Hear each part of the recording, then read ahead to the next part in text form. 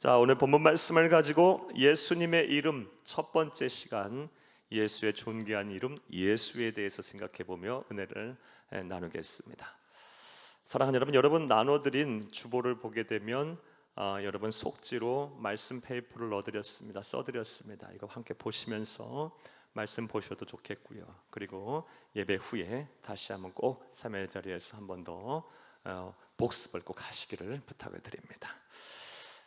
자, 이제 여기를 보겠습니다. 사랑하는 여러분, 오늘은 교회력으로 볼 때 종료주일입니다.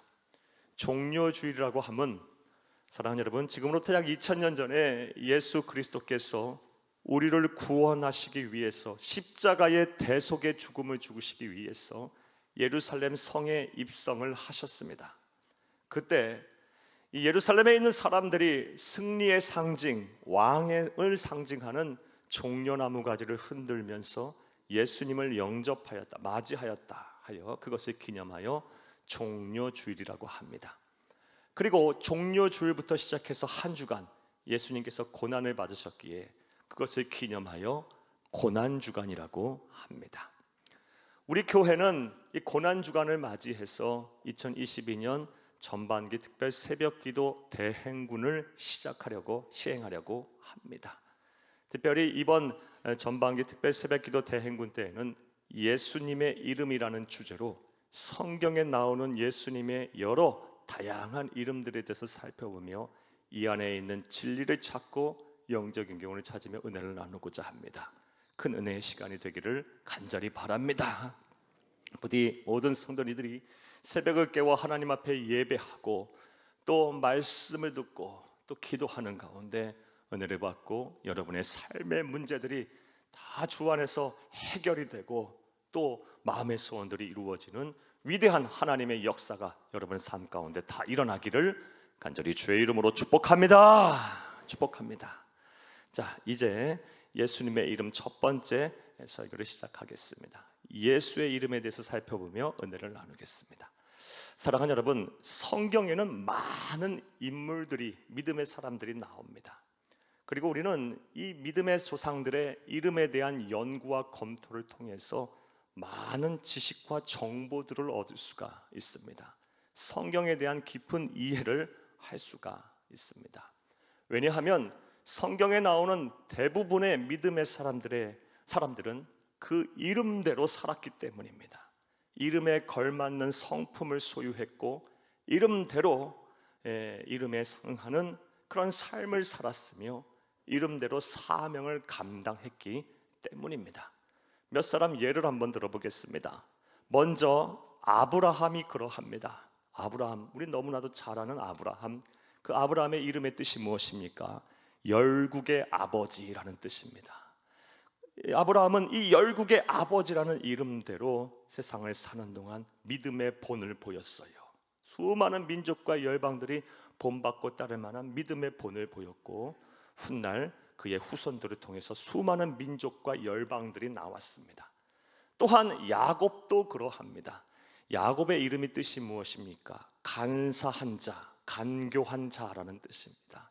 그는 그 이름대로 그의 생애 전반기, 초반기에는 그의 성품이 아주 간교하고 간사했습니다. 그래서 형 에서를 속이고 아버지 이삭을 속여서 장자의 명분을 빼앗고 또 축복을 대신 받았어요. 그리고 도망자의 신분으로 살았습니다. 사랑하는 여러분, 또한 삼손도 그러합니다. 삼손의 이름의 뜻이 무엇입니까? 태양의 사람이라는 뜻이에요. 그는 그 이름대로 불같은, 태양같이 불타는 성미를 가졌어요. 그리고 그의 생애 또한 불꽃 같은, 태양과 같이 불타는 그런 능력을 행하면서 살다가 세상을 떠났음을 우리는 잘 알고 있습니다. 사랑하는 여러분, 또한 다윗도 그러합니다. 다윗의 이름의 뜻이 무엇입니까? 사랑받는 자라는 뜻이에요. 사랑받는 자. 다윗은 그 이름 그대로 이스라엘 전 역사를 통해서 전무후무한 사랑을 받았고 지금도 받고 있습니다. 사랑하는 여러분, 나하가 스데반도 그러합니다. 스데반의 이름의 뜻이 무엇입니까? 면류관이라는 뜻이에요. 스데반은 그 이름 그대로 초대교회 7집사로서 그 선택받은 7집사로서 사명을 감당하다 순교자가 됐어요. 그리고 생명의 면류관, 의의 면류관, 기쁨의 면류관, 사랑의 면류관을 받았습니다. 사랑하는 여러분, 무엇보다 우리 구주 예수 그리스도께서 그러합니다. 자, 이를 위해서 먼저 예수님의 이름의 뜻에 대해서 살펴보겠습니다. 오늘 본문 21절을 함께 읽겠습니다. 아들을 낳으리니 이름을 예수라 하라. 이는 그가 자기 백성을 그들의 죄에서 구원할 자이심이니라 하니라. 아멘. 사랑하는 여러분, 이 말씀은 예수님께서 태어나시기 전에 육신의 아버지인 요셉에게 우리 주 하나님께서 천사를 보내어 전하신 말씀입니다. 직접 장명을 하여 예수라는 이름을 주셨어요. 그 뜻이 무엇입니까? 자기 백성을 그들의 죄에서 구원할 자라는 뜻입니다. 함께 따라합니다. 자기 백성을 그들의 죄에서 구원할 자, 이게 예수의 뜻이에요. 한 번 더 따라합니다. 자기 백성을 그들의 죄에서 구원할 자. 사랑하는 여러분, 우리 주 예수님께서도 이 이름 그대로 이 세상에 오셔서 사명을 잘 감당하셨어요. 온 인류를 구원할 메시아로서의 사명을 잘 감당하셨습니다. 이처럼 성경에 나오는 대부분의 인물들은 그 이름에 걸맞게 살았어요. 성품도 그래했고 생애도 그러했고 사명도 그렇게 감당을 하였습니다. 자, 그런데 앞서 말씀드린 그런 믿음의 조상들 여러 사람들의 이름과 예수님의 이름과는 큰 차이가 있습니다. 그렇다면 그 차이가 무엇일까요? 예수님의 이름에는 다른 사람의 이름에는 없는 권세가 있습니다. 예수님의 이름에는 능력이 있습니다. 예수님의 이름에는 힘이 있습니다. 우리가 예수님의 이 능력 있는 힘, 권세 있는 힘, 힘 있는 힘으로 기도하면 사탄 마귀가 벌벌 떨며 도망갈 것입니다. 귀신이 쫓겨나갈 것입니다.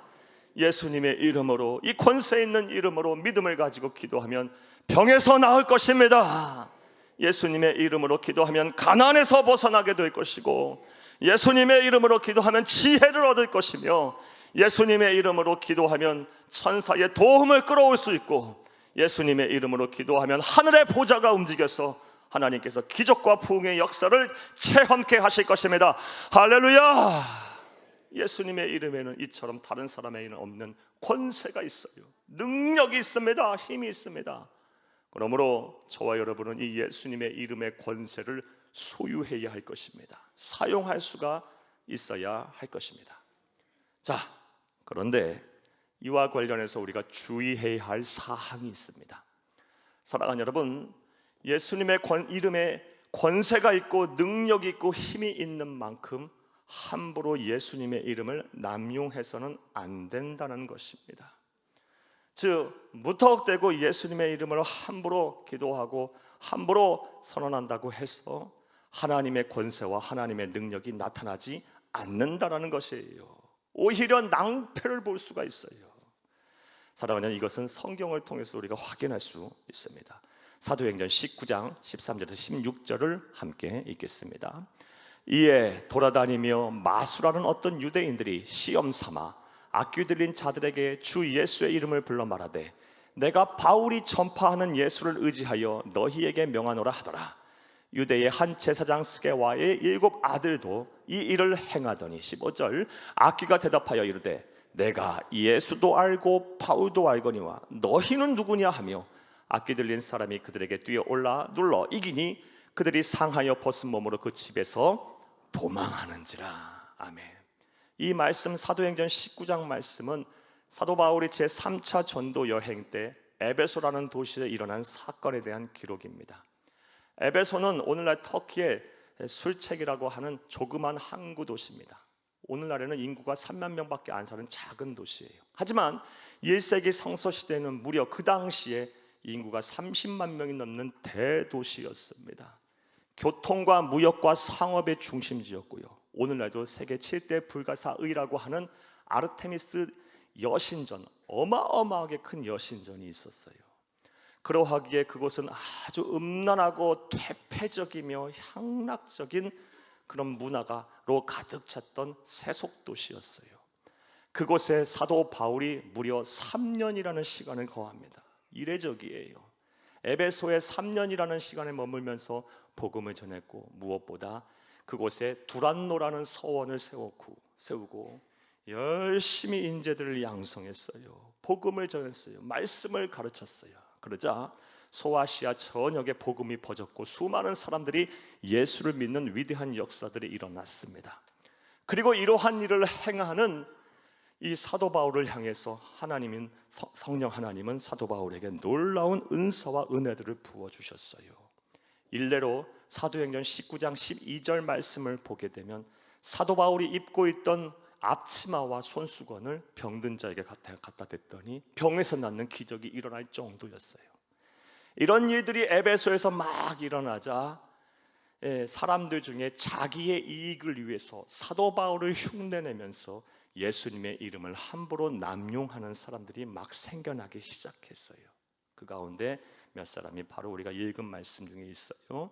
제사장 스게와와 7 아들들이 그러한 일을 했어요. 그럴 때 어떠한 일이 일어났을까요? 우리 다시 한번 사도행전 19장 15, 16절을 함께 읽겠습니다. 악귀가 대답하여 이르되 내가 예수도 알고 바울도 알거니와 너희는 누구냐 하며 악귀 들린 사람이 그들에게 뛰어올라 눌러 이기니 그들이 상하여 벗은 몸으로 그 집에서 도망하는지라. 아멘. 내가 예수도 알고 바울도 아는데 너는 누구냐? 너는 누구냐?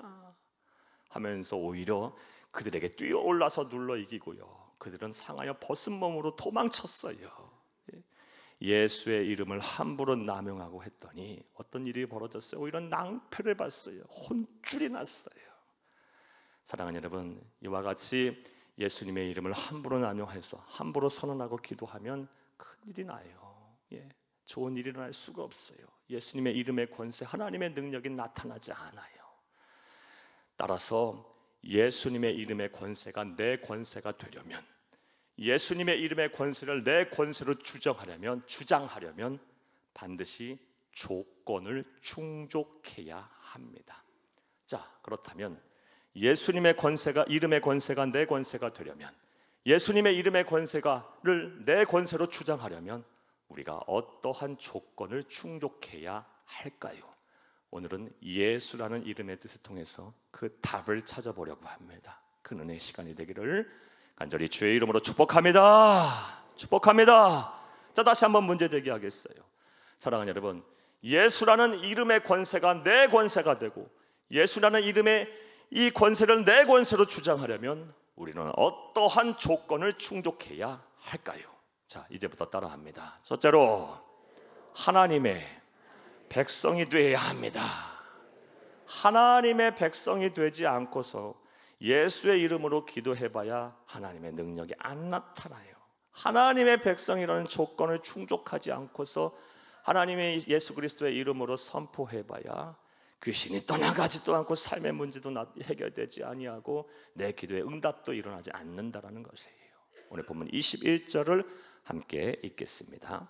아들을 낳으리니 이름을 예수라 하라. 이는 그가 자기 백성을 그들의 죄에서 구원할 자이심이니라 하니라. 아멘.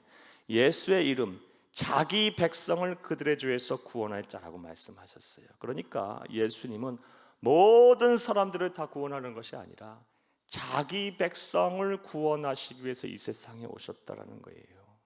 그러므로 우리가 예수님의 이름의 권세를 내 이름의 권세로 주장하려면 하나님의 백성이 돼야 돼요. 하나님 당신 백성이 돼야, 하나님의 백성이 돼야 우리가 예수님의 이름의 권세를 내 권세로 주장할 수가 있는 것입니다. 자, 그렇다면 우리가 어떻게 하면 하나님의 백성이 될 수가 있을까요? 이에 대해서 성경은 아주 명확한 답을 우리에게 주고 있습니다. 로마서 10장 12, 13절을 함께 읽겠습니다.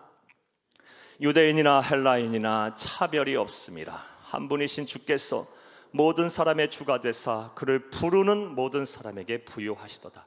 누구든지 주의 이름을 부르는 자는 구원을 받으리라. 아멘. 함께 따라합니다. 누구든지 주의 이름을 부르는 자는 구원을 받으리라.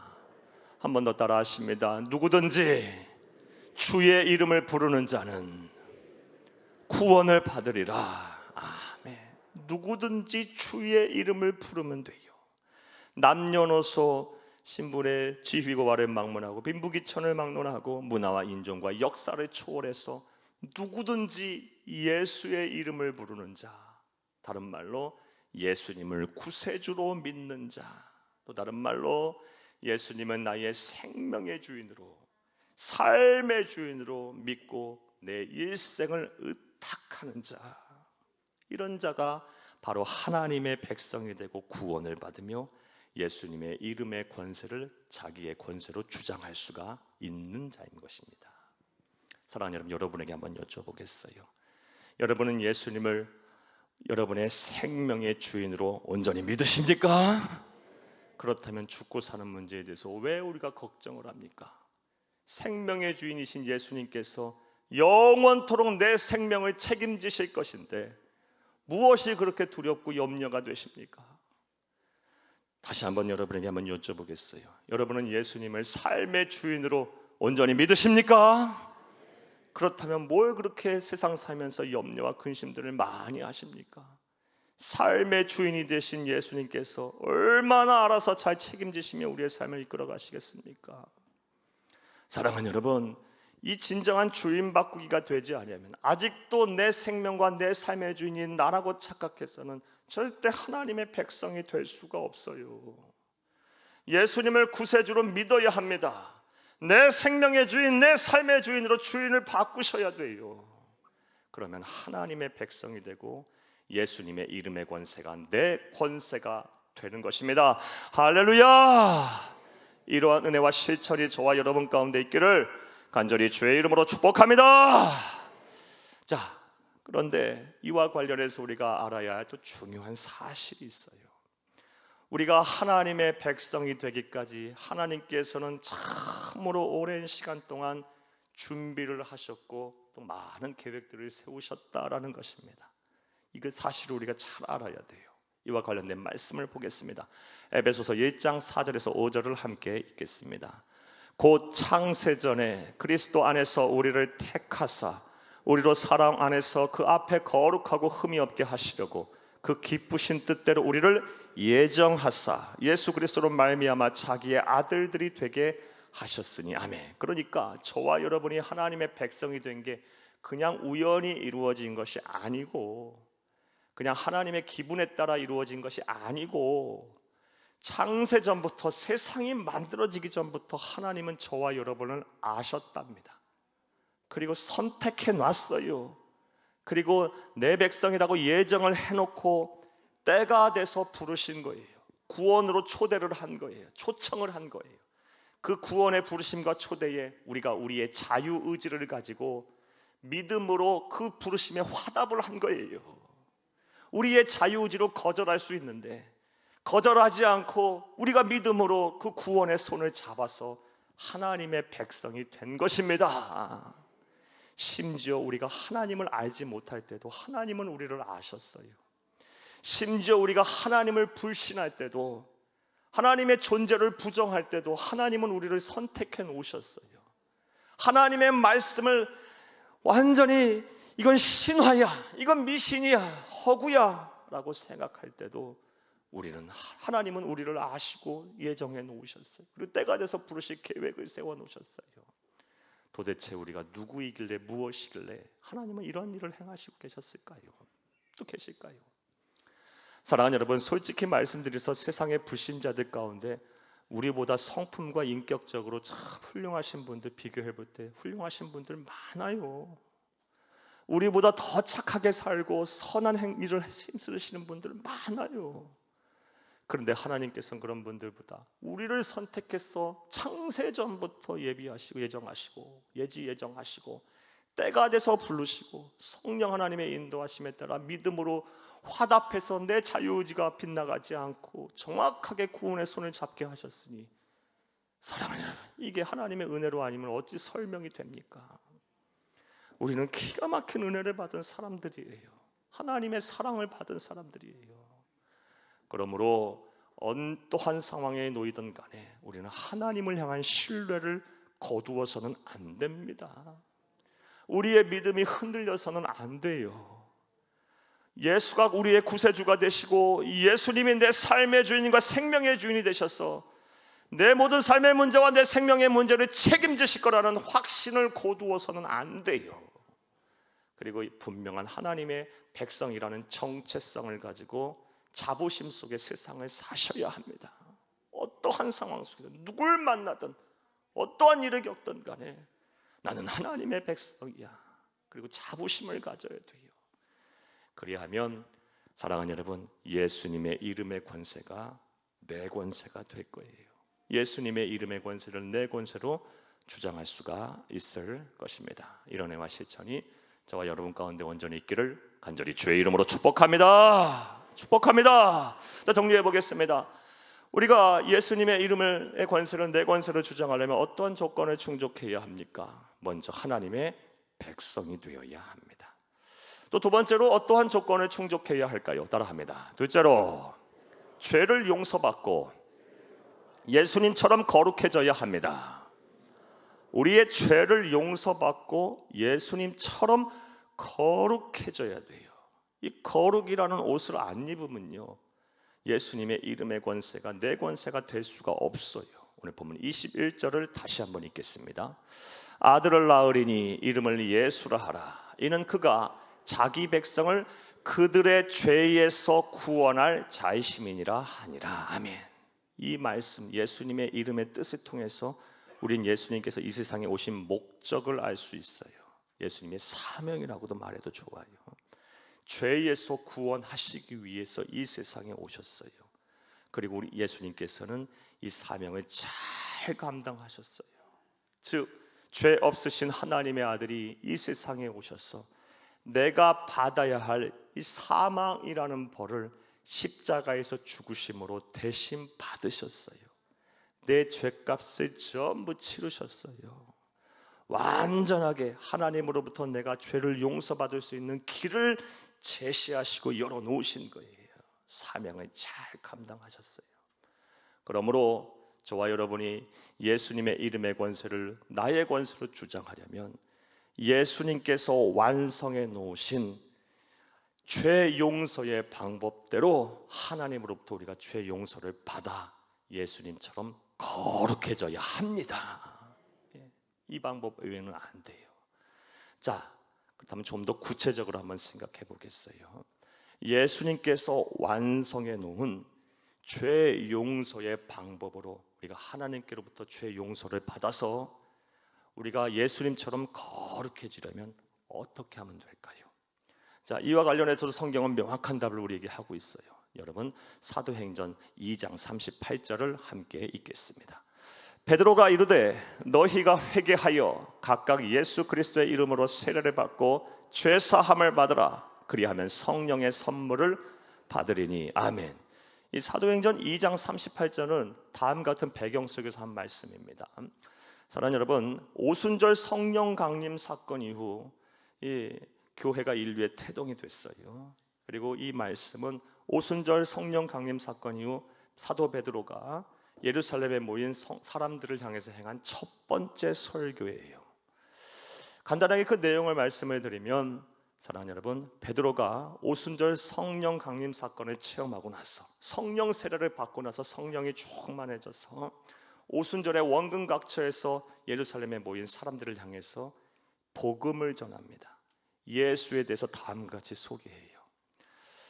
구약에 예언되었던 그 메시아가 이 세상에 오셨다. 이 세상에 오셨다. 그분이 누구냐?